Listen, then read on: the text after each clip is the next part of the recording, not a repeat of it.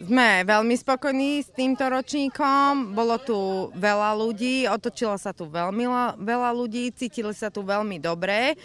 A ja si myslím, že každý rok by sa takáto tradícia mala opakovať, čo sa týka golianovských vinných slávností. A určite to prispelo k zveľaďovaniu obce, čo si myslíme Golianovo. Bolo veľmi dobre a ľudia sa tu veľmi dobre cítili. Obec Golianovo je, myslíme si, že napreduje dopredu, čo sa týka akcií, čo sa týka všetkého. A na rok určite si myslíme, že to bude ešte lepšie, ako to bolo tento rok. Ponúkali sme kvalitné víno.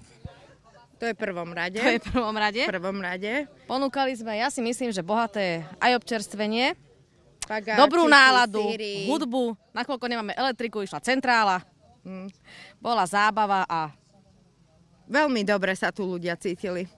Určite, lebo sa vyzdvihli tieto nitrianske vinné slávnosti kvôli tomu, že tu je veľa vinohradov a ľudia si to mimo týchto vinných ciest absolútne ani neuvedomovali, že takéto vinice sú tu v každých obciach a teda v Golianove určite veľmi dobre a pozývame aj na rok ľudí sem na vinné cesty do Golianova.